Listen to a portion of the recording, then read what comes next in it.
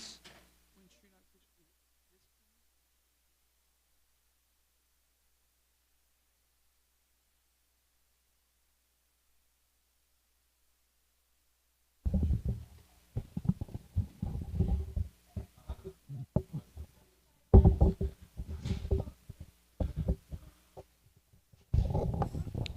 Hare Krishna. Good morning, dear devotees. Welcome to the wonderful Srimad Bhagavatam class at Radha Kalashanji Dham. It's wonderful because the Srimad Bhagavatam is completely transcendental.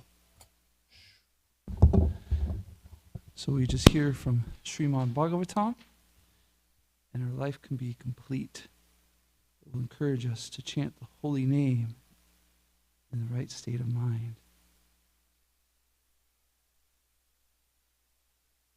Before we read from the Srimad Bhagavatam, we will sing Jai Radha Madhava.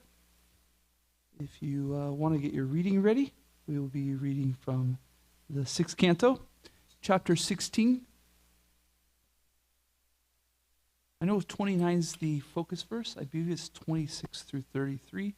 Let me just double check that real quick. It is 26 through 33.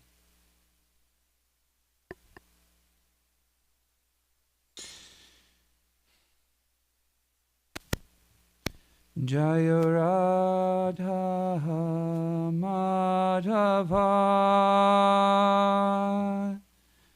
Kunja Bihari.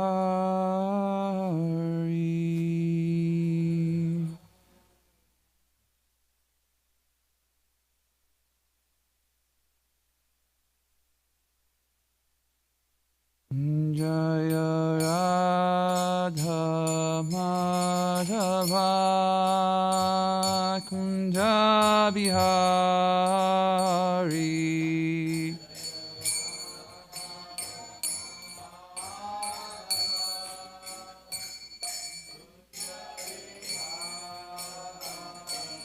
Jaya Gopi Janavallabha Girivaradhari.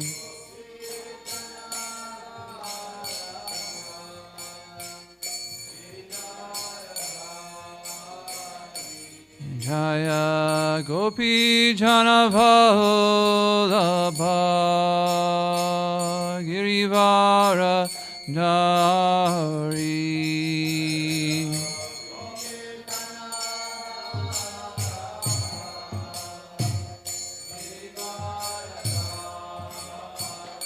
Yashodanandana Brajajana Ranjana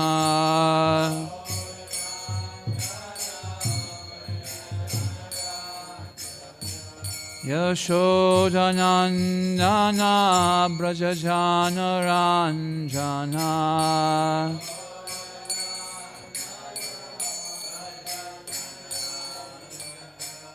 Yamuna Tiravanachari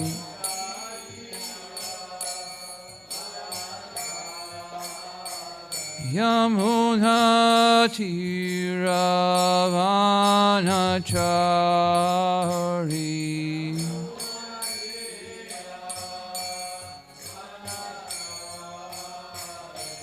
Jaya Radha Madhava Kunja Bihari.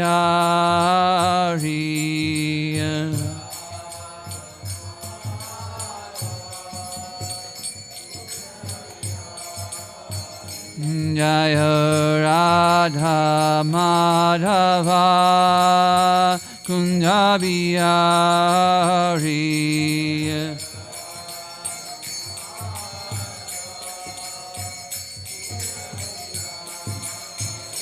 Jaya Gopi Janavallabha Girivaradhari.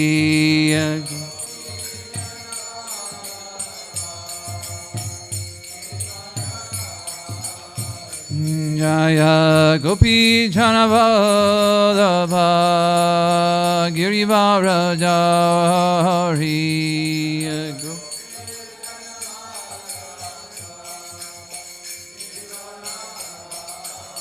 Yashodhanandana Brajajana Ranjana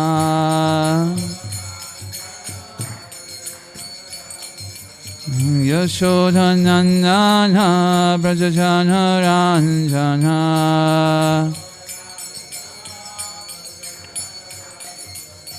Yamuna Tiravanachari Yamuna Tiravanachari Jaya Radha Madhava Kunjabiyari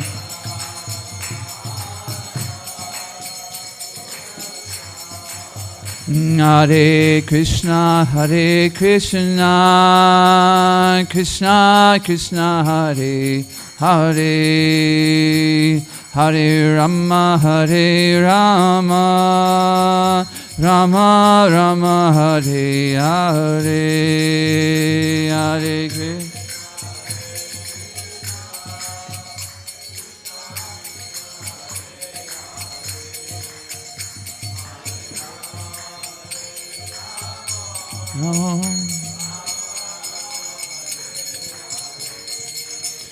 Hare Krishna Hare Krishna Krishna Krishna Hare Hare Hare Rama Rama Rama Hare Hare Hare Krishna Hare Hare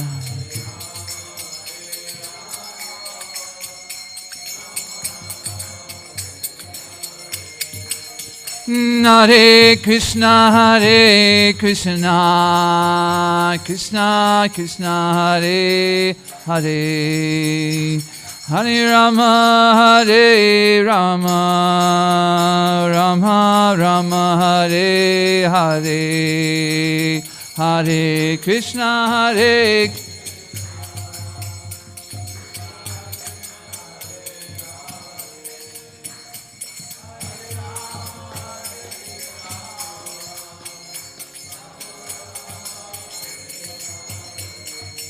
Jaya Radha Kalashanji Shri Radhe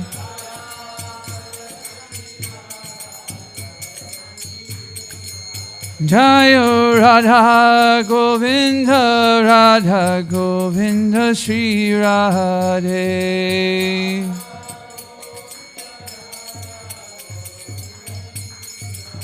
Jaya Radha Madhava Shri Radhe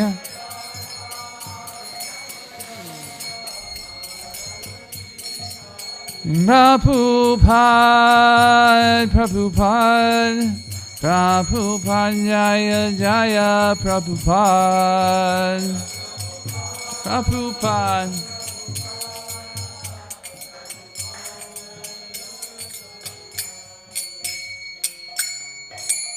Shri Radha Madhava Ki Jai, Srila Prabhupada Ki Jai. Thank you, Sajuna Prabhu. Okay, a few invocation verses, and we'll get into the Srimad Bhagavatam, and then we'll get to this whopper of a purport. This purport is, get ready. Om Namo Bhagavate Vasudevaya. Om Namo Bhagavate Vasudevaya. Om Namo Bhagavate Vasudevaya.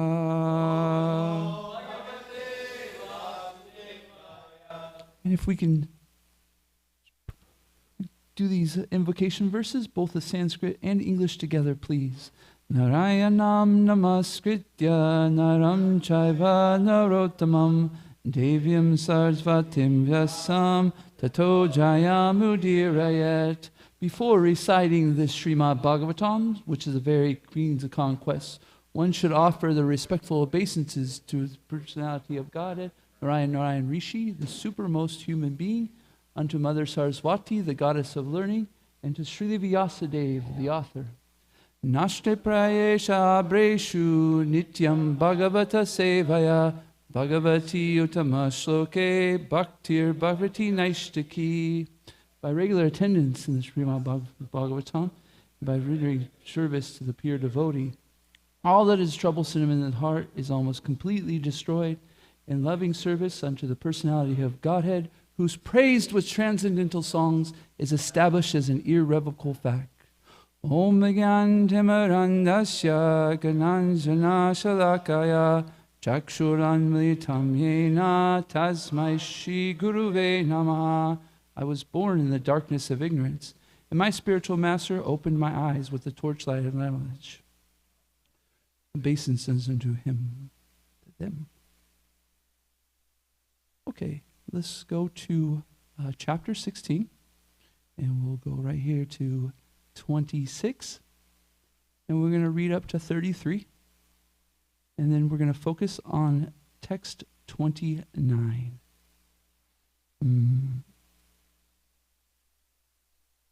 If somebody would like to start, please.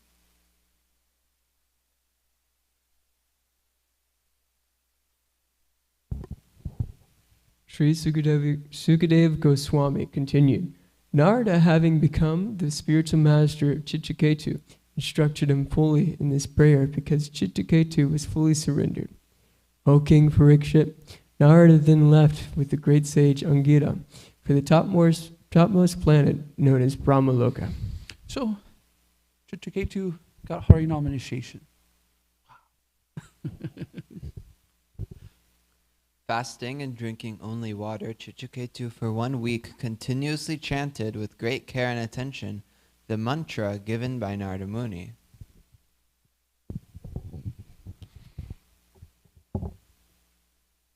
O King Parikshit, after only 1 week of repeatedly practicing the mantra received from the spiritual master, Chitraketu achieved the rule of the planet of the Vidyadharas as an intermediate product of his spiritual advancement in knowledge.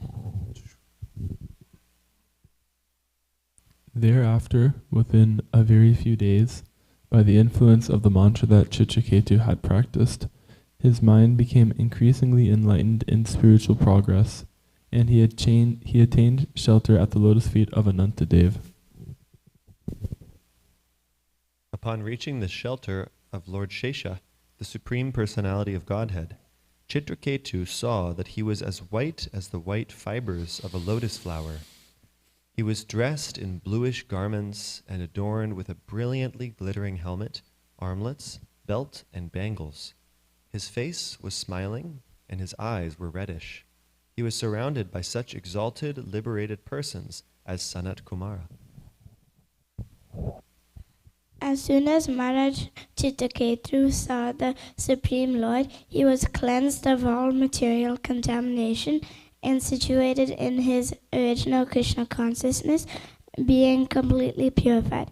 He became silent and grave, and because of love for the Lord, tears fell from his eyes, and his hair stood on end. With great devotion and love, he offered his respectful obeisances unto the original personality of Godhead. With tears of love and affection, Chitraketu repeatedly moistened his resting place of the Supreme Lord's feet. Because his voice was choked in ecstasy for a considerable time, he was unable to utter any of the letters of the alphabet to offer the Lord suitable prayers.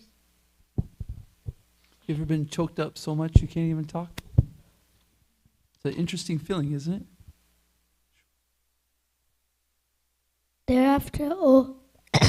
Thereafter, by controlling his mind with his intelligence and thus restricting his senses from external engagements, he recovered suitable words with which to express his feelings.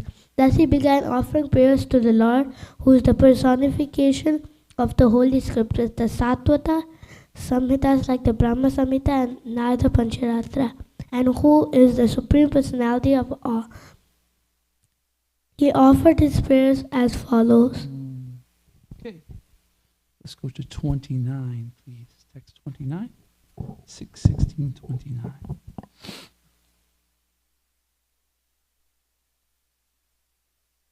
Tattakati paya hobir vidyaya deya manogati jagama deva devasya seshasya charanantikam. Solo, please. Chant. Tattakati payahobir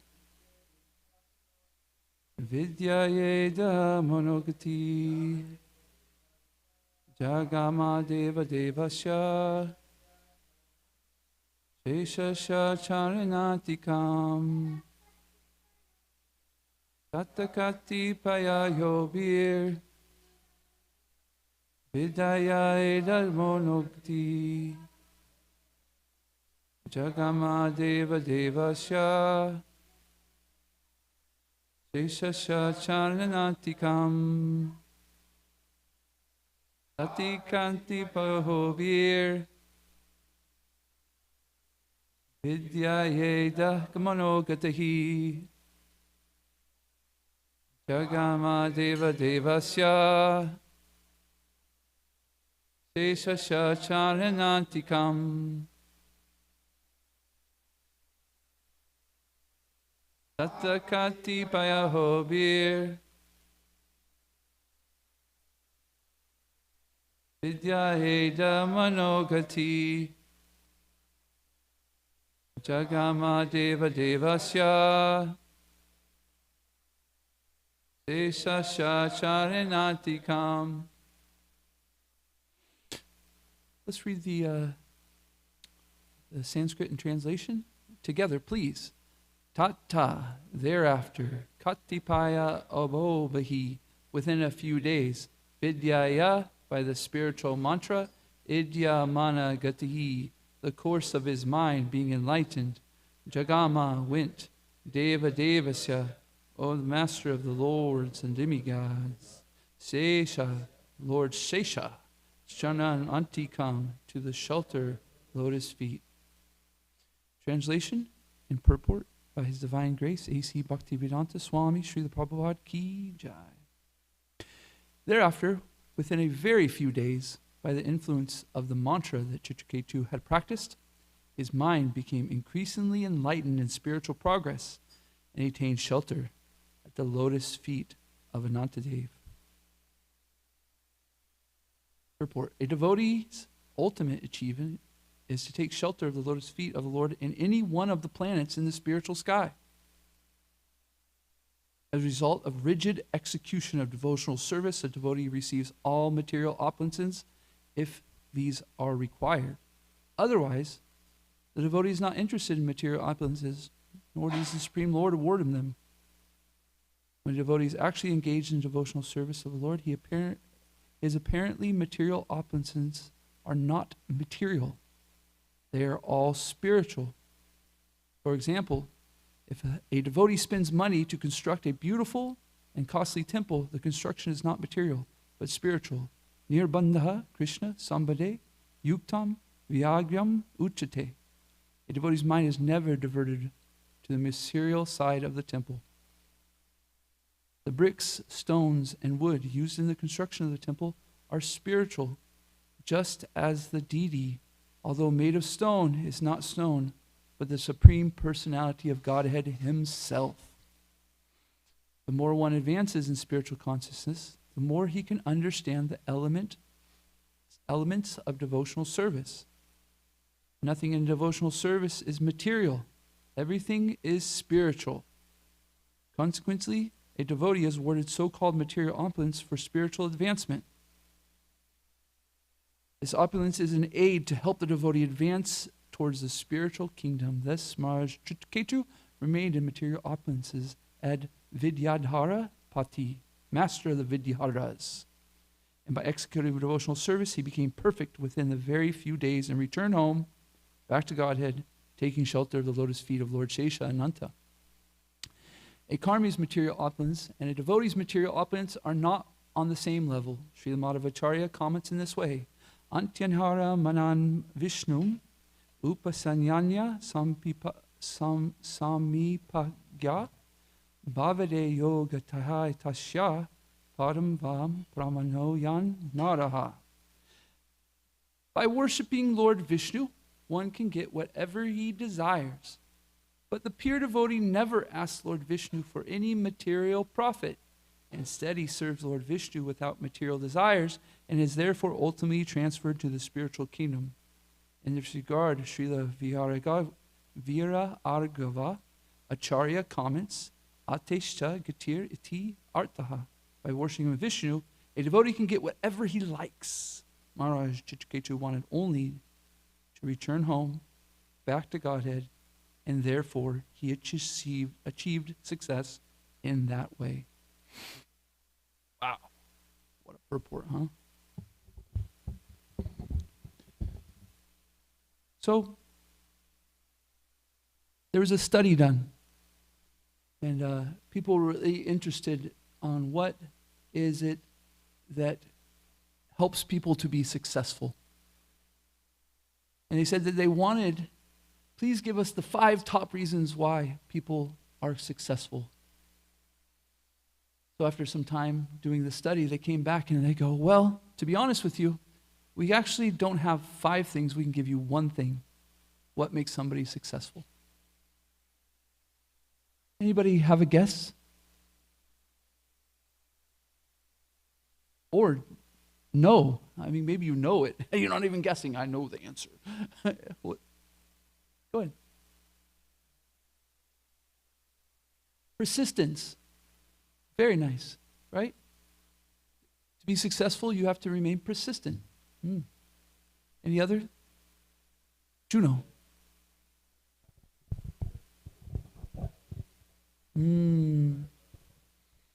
To be successful, there has to be some satisfaction behind it that keeps the drive of the person going. Am I hearing you correctly? Yeah?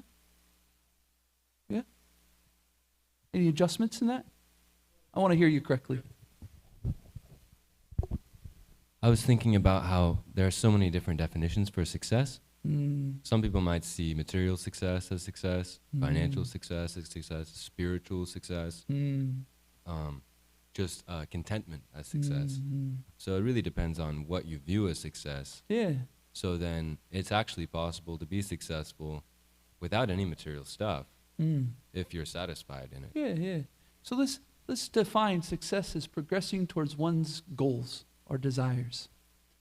Any other suggestion? Thought? Good mentor. Did you Google Cheated. it? I asked AI. Yeah. What does AI say the success is? Well, I say that having good mentors. Having good mentors. You took inspiration from AI and then... No, I was just joking. I didn't ask AI. So good mentors. This is what helps somebody become successful. If we want to have a reference to where we are, where we're going, we have to have some people that done it before and can help us move in that path. Very nice answer. Their answer came up to the number 1 cause for success is making a decision. Most people don't make a decision. For instance, Thomas Edison, he created a light bulb, and he failed like 1,000 times. So he was asked, how did it feel to fail 1,000 times? that I didn't fail 1,000 times. I figured out 1,000 times how not to make a light bulb. And then the last time I figured out how to make a light bulb. So,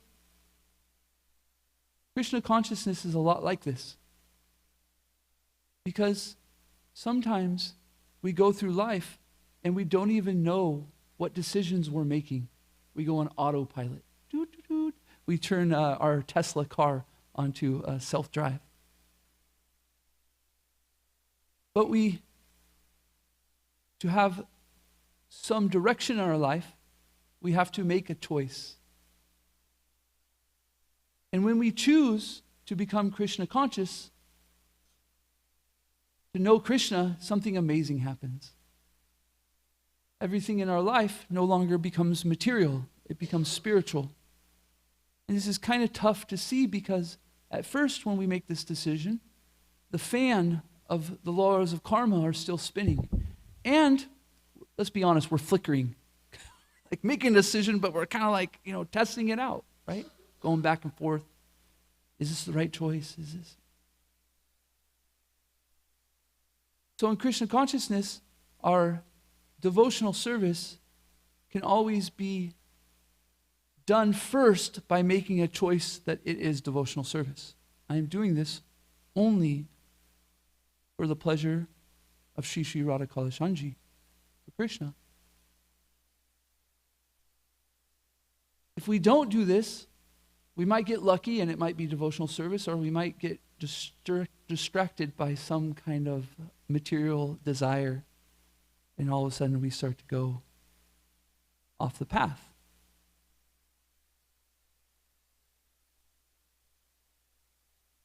So I ask you all right now, where are you? What do I mean by, are we at a temple? Are we sitting here? But where are you? We can be in the mind, like later on in the day, I've got this thing to do, this thing to do, and this thing to do. And so are we really here? Are we really present? Are we at this activity? Mothers might be thinking, I got to get my kids to school, and so they're planning it in their mind. And so you can say, where are you? You're in your mind, making choices and going here and going there. And when we do that, when we're letting the mind dictate the way we're going, then it can be a distraction to our devotional service. Because the mind is material. Why do I mention this? Because as devotees, we're trying to get out of our mind. I heard somebody tell me the other day, like, our mindset. We got to have the right mindset.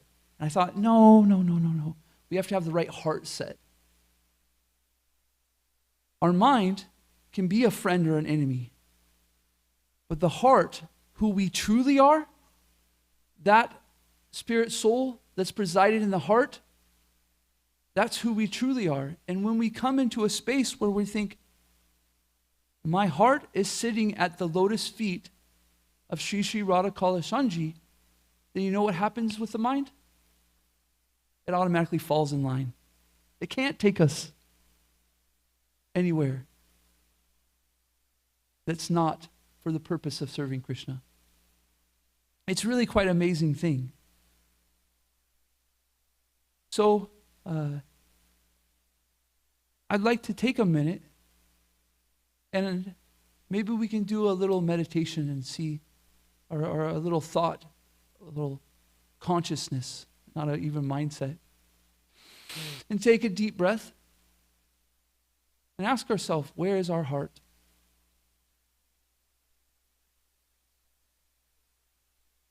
And my encouragement is, if you don't know where your heart is, or your heart is somewhere other than at the lotus feet of Shri Shri Radha Kalashanji or our gurus, then ask your heart, please go to this direction. Push it right there to Radha Kalashanji's lotus feet.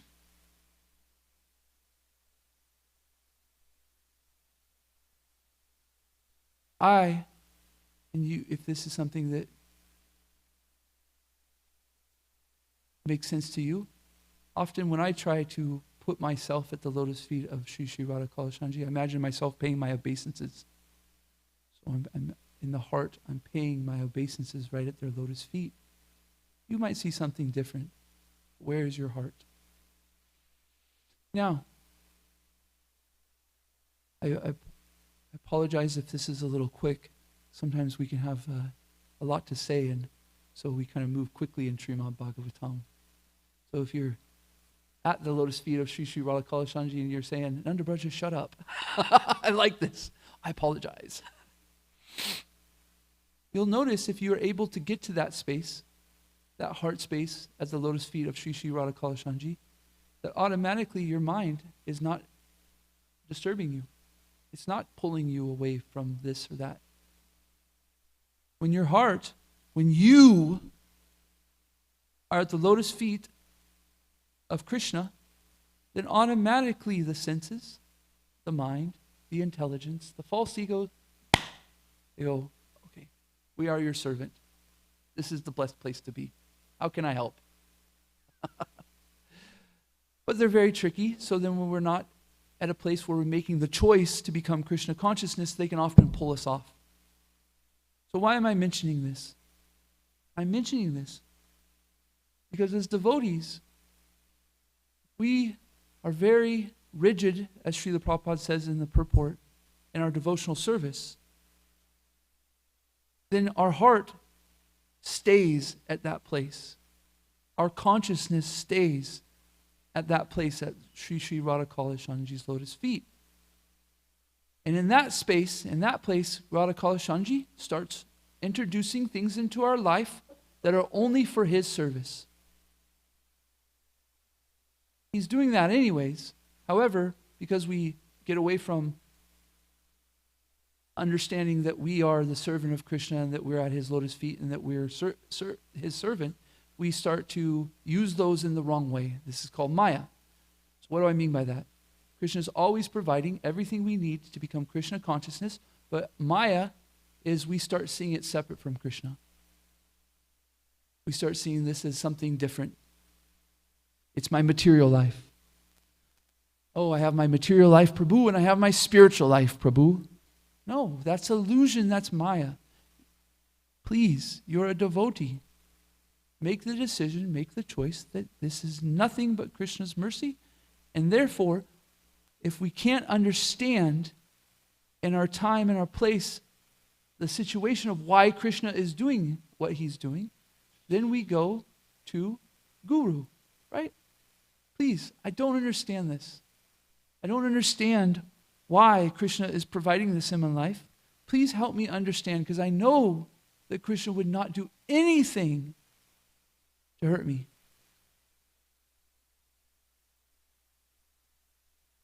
And so,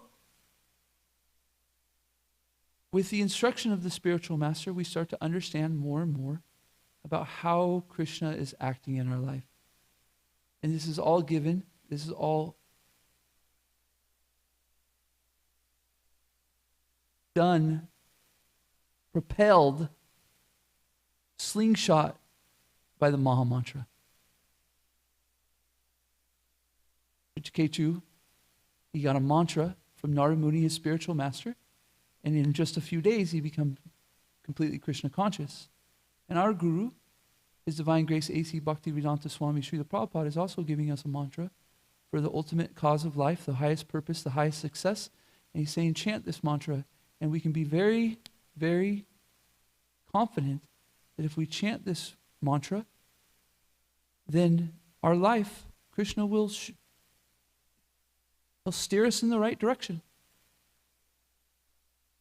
Now, let's get into the nitty-gritty in this purport. Srila Prabhupada says that Krishna, for the devotee, can give him all opulences. Why? For his devotional service. So this is very broad-minded. And Krishna consciousness, sometimes we like to pigeonhole, like this is what it means to be Krishna consciousness. But then you'll see Srila Prabhupada in his books give us a totally other perspective. Because we've heard in Srimad Bhagavatam, we hear in so many lectures, we hear in from it, that, oh, Krishna's so kind that he takes everything away from the devotee. But could we say from this purport that Krishna's so kind that he even gives the devotee everything they need to perform devotional service?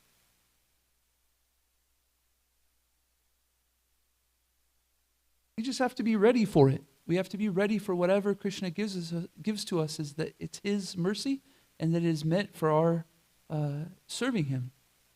Yesterday, I think it was, I heard somebody say something beautiful about that art. Oh, Ratna Gopi, I was cooking, so I was coming in, but one thing I heard was very beautiful was she was talking about arti. And our arti ceremony is simply that Krishna has given these and we're giving back to him. We don't even have anything, but we're giving it back to Krishna. In this Krishna consciousness movement, we need some people to make a sacrifice. And we need that sacrifice to become very rich, because we have so many programs that need funding. We have Krishna houses that need to be at every university, every temple, and and we go, how can we do that? We need money. So we should encourage devotees to be very, very open-handed to any opulence that Krishna wants to give to them, whether it's through renunciation of very little things or with many, many millions and billions of dollars, so that we can provide an institution that people can take shelter of and really find and get help for the ultimate goal in life, and that is to be at the lotus feet of Sri Sri Radha Kalashanji, Ananta Shesha, Narayan, Krishna, Gopal.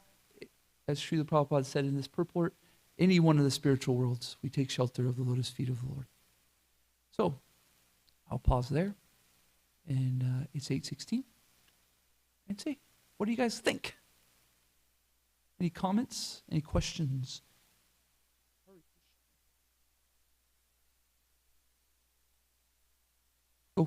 Gokulananda Prabhu. Thank you, Prabhu. It was a wonderful class. A food for thought. I was thinking, as you mentioned, Yasyaham Anugrahanami Harishe Taddanam, Srila Prabhupada said, and as opposed to that, today's verse, right, when Lord decides to award any of his opulences, that reminded me of one of the lectures of my Guru Maharaj, Radhana Swami. He once mentioned, spiritual master loves all of his disciples, but he trusts very few. So that trust comes only when there is confidence developed in that disciple. So that chastisement is deserved by someone who is trustworthy. At the same time, there are responsibilities awarded to that trustworthy disciple. So similarly, I was thinking, Supreme Personality of Godhead, Sri Krishna, he won't award any of these opulences, 6 opulences, including renunciation. And that also includes wealth, right? Unless he develops the trust in someone or the confidence that he's going to use everything in his service for his mission. Great point, Prabhuji. And we need to make the choice that I will be trustworthy, right? Krishna can trust me. I might make mistakes, but my choice is that I will, when I make a mistake, I will get back there. I will apologize, I will do it, and the next time it happens, I'll make adjustments. See, when we make a choice, our perspective, when we make a determined choice, our perspective changes. And the fact that we become determined to keep on adjusting so that we can become completely trustworthy, right? I really like that. I really like it, and it's a little scary. At the same time, what Radhanath Maharaj said is, He loves all his disciples, but he can trust few. I pray, I make the choice to become someone my guru can trust. Might take a little while, but we'll get there. Any other comments, thoughts?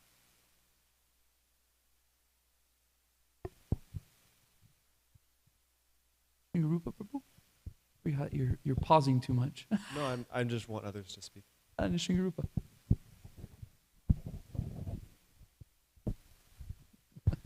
I was just really appreciating in the verses how after 1 week, he received, of course, Narada Muni is not an ordinary spiritual master, and Chitraketu is not an ordinary personality, but that he just for 1 week fasted completely and so, sincerely chanted this mantra and prayed to the Lord appeared. And just the description of how when the Lord came, how his tears were so profuse that they were washing the ground beneath the Lord's feet, and how he lost the ability to even speak a letter, not even a word, but he couldn't even say, like, I don't know what, like just completely gone. And then in the next verse when he's talking about when he finally regains the ability to speak using his intelligence, and I don't remember the exact translation, but in it he says that the Lord's conquered by the devotee. And I just found that to be so interesting. Like, I can't even speak, and I'm like, tears are pouring from my eyes. And then the first thing he says is, he brings up that the Lord is conquered by his devotee. Just thought it was such a extreme shift from being completely speechless to even, mentioning the Lord's actually conquered by the devotee. It's, anyway, just really appreciating it. It's so beautiful to hear it. And it's just amazing to see what's actually possible, right? Prabhupada says so many times, if you just by chanting the Hare Krishna mantra 1 time, you can be liberated. But just what level of intensity are we going to do that with? What is our focus on that, and what can happen? Anyway, yeah, thank you so much. Wonderful class. Thank you.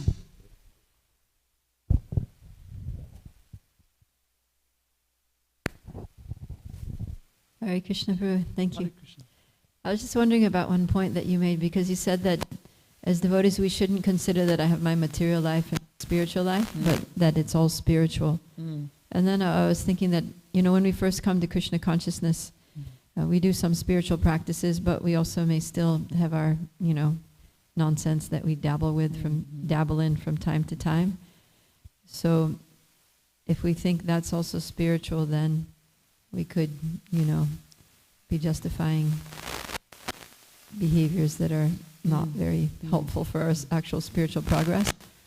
So is it that at a certain stage it becomes all spiritual, or how to...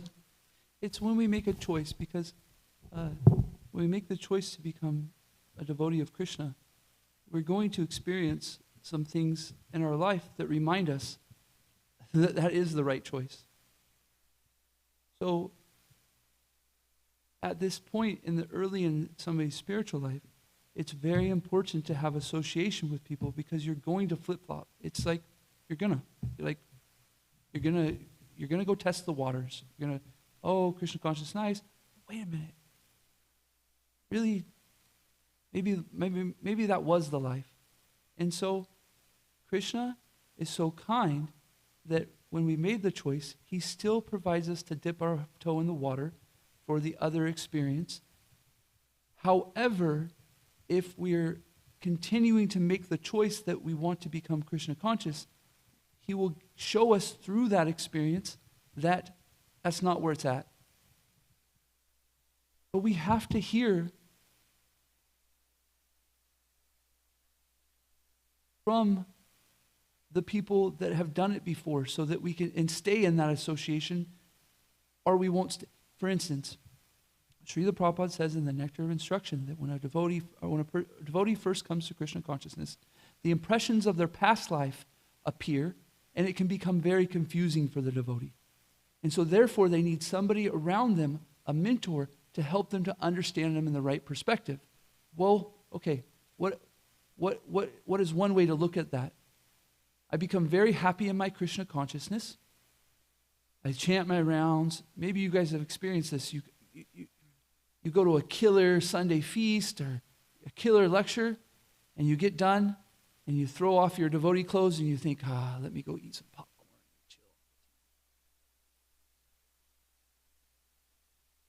What's going on there? You had some liberation, you could say, in this wonderful association and this wonderful Krishna consciousness, and your past impressions give you what are your habits to do when you feel like that.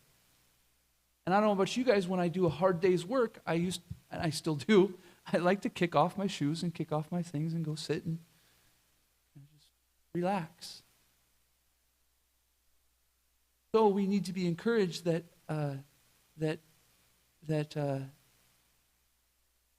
how to adjust our habits and those past impressions to see them in the right light and see those activities and adjust those activities so they're favorable for our Krishna consciousness.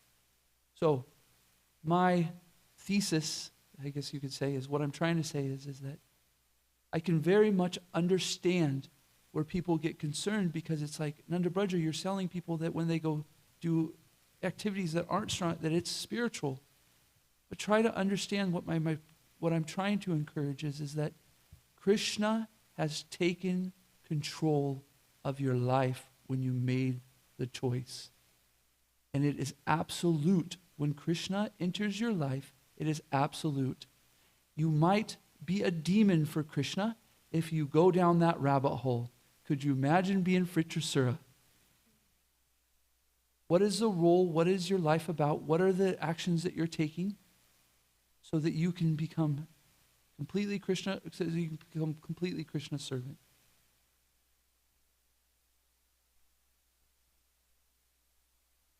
I understand, I want to be clear here that I understand where we talk.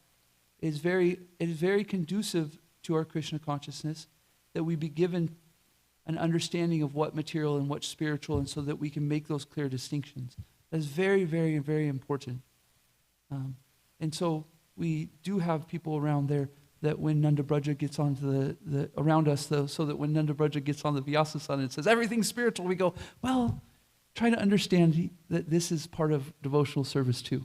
And that's part of it, is that when devotees are so diverse that we get these different perspectives and get these different inspirations, but then 2 minutes later we can literally get another perspective. And they both can be right.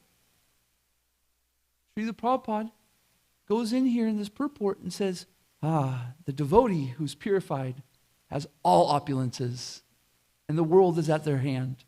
And then a couple cantos ago we hear, Krishna's so kind to the devotee, they have nothing. This is how, when you made it in spiritual life, you have nothing.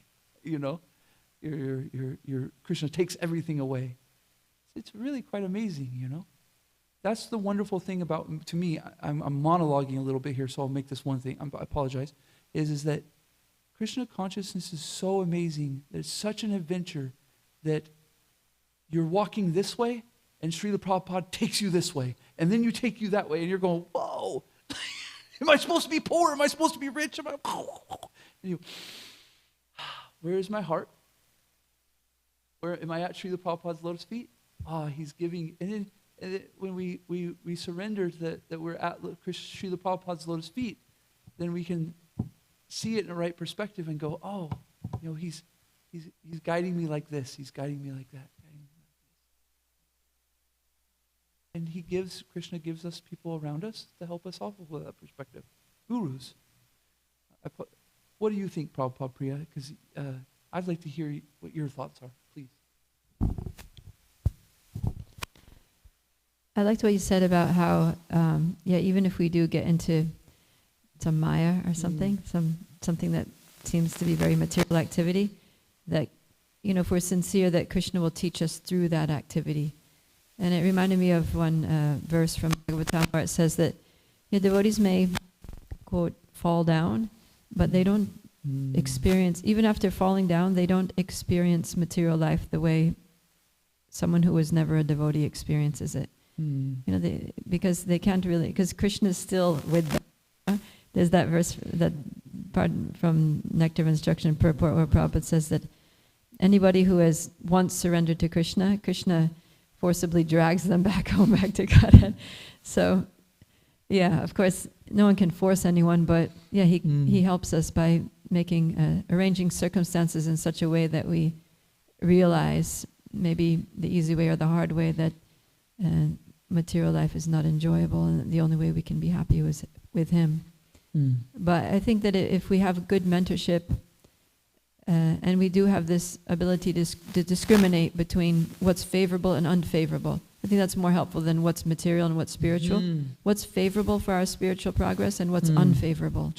And if we have mentors to help us navigate those, the waves, ride these waves, and make the right choices, then we can keep, and that's what it means to surrender to Krishna, is to accept what's favorable and reject what's unfavorable, and sometimes get help to know the difference. Thank you. Very nice. We started about 5 minutes late, so I'll take my 5 minutes extra if necessary. Hare Krishna. Anything, Stephen? Anybody else? Gokulananda Prabhu, please. Can we give the mic to Gokulananda Prabhu? Hare Krishna, Hare Krishna.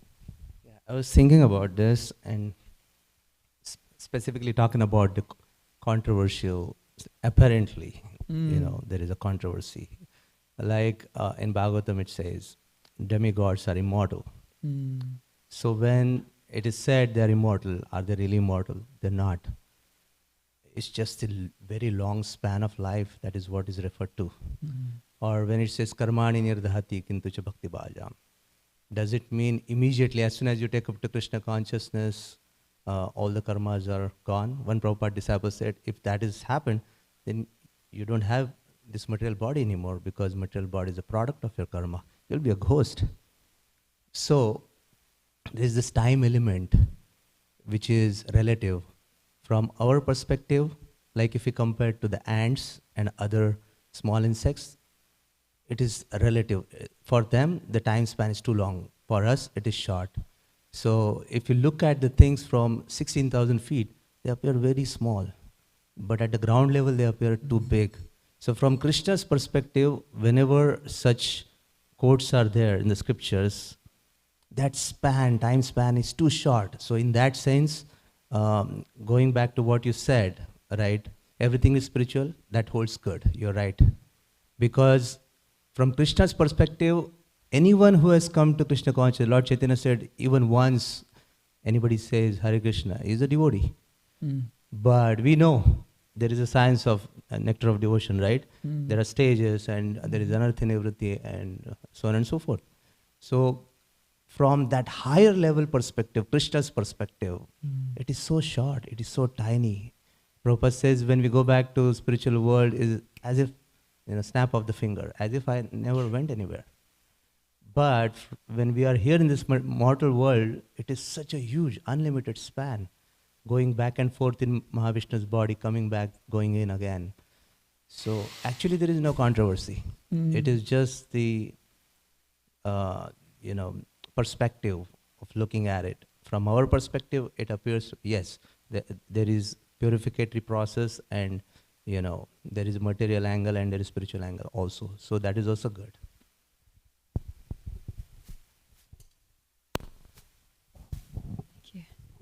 Just in relation to Gokulananda Prabhu's point, the acharyas give a nice example that it's like when you're making a flower garland for the deities out of petals. So, sometimes you'll get a bunch of petals in your hand, and then you take the needle and you put it through if you do one petal at a time, you're going to take hours and hours, right? So you get a bunch of petals and you put the needle through maybe 10 petals at a time.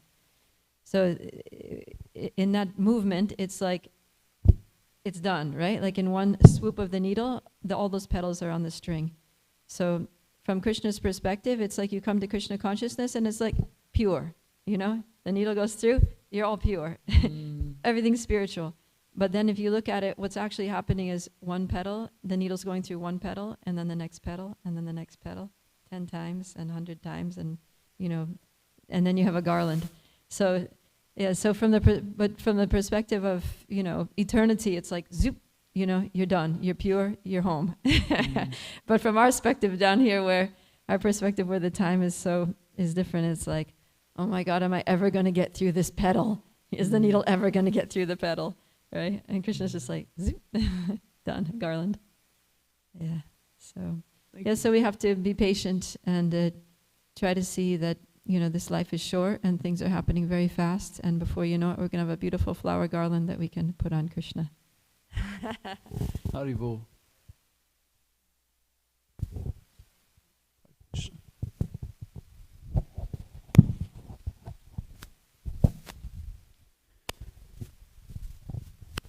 Hare Krishna, thank you for teaching.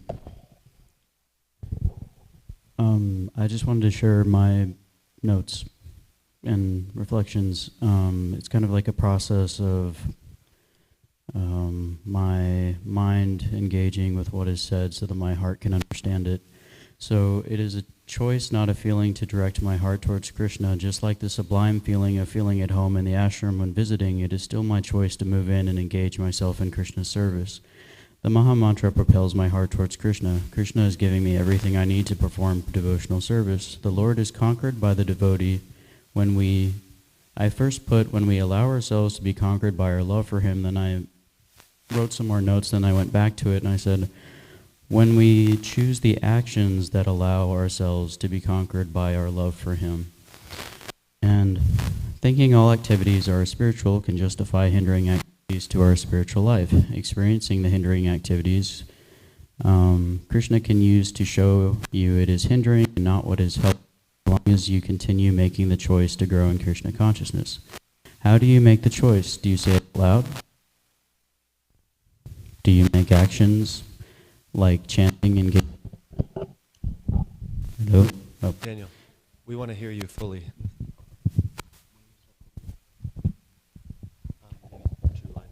Okay, thank you.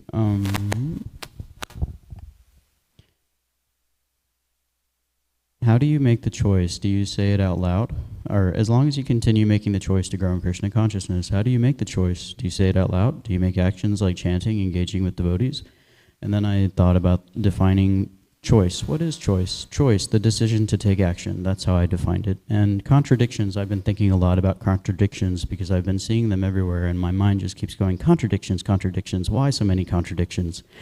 And so I thought about that, and I think I wrote coexisting true experiences described together in one place. And I've been really appreciating how my mind has been opening up to the idea that there's a lot more perspectives that coexist, and do not disqualify the other and do not cancel it out.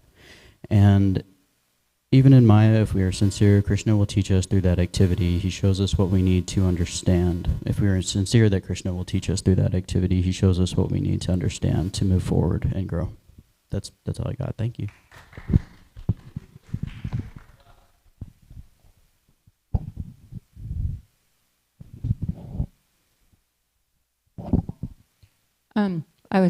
I really appreciated your visual about laying my heart at Radha Kalachandji's feet and paying obeisance to him. That's a very helpful visual, and I appreciate that.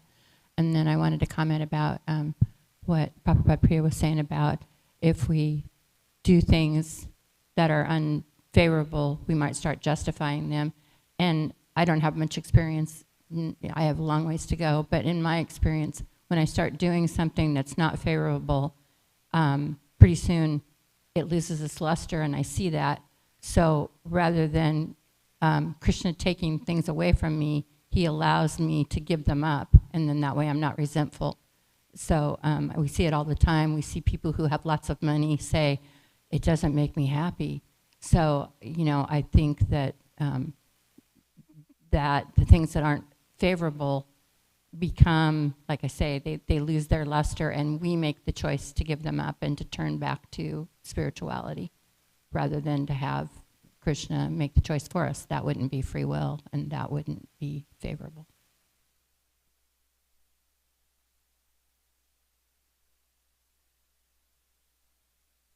Oh, you don't have a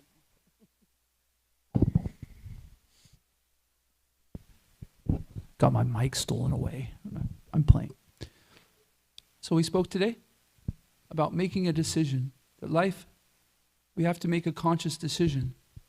And as devotees, we're doing our best to make the decision to always be at the lotus feet of Krishna, at our spiritual masters. And if we do that consciously with that great choice, then we're propelled in a direction that we cannot fail. Matter of fact, when we do that, we enter what's called Srimad Bhagavatam. Our life becomes a story of Srimad Bhagavatam. And you might be Indra and you do something foolish, you get a little egotistical, and Krishna has to slap you a little around until you get back in, in shape.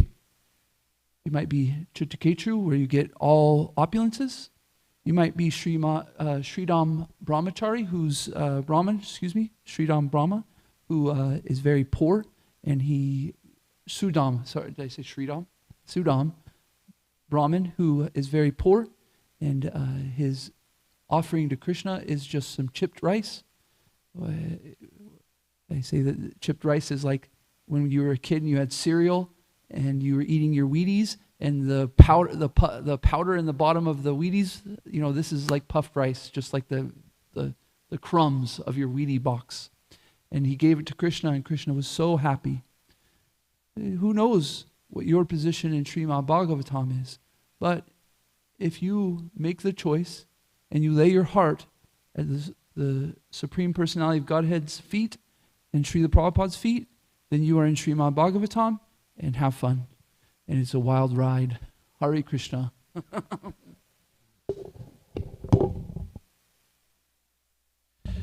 Srimad Bhagavatam ki jai, Srila Prabhupada ki jai, Vanchikalpatarubhyascha kripa sindhu bhyevacha, Patitanam Bhavanebhyo Vaishnavebhyo Namo Namah. Antikoti Vaishnava Vrinda ki jai. Hare Krishna.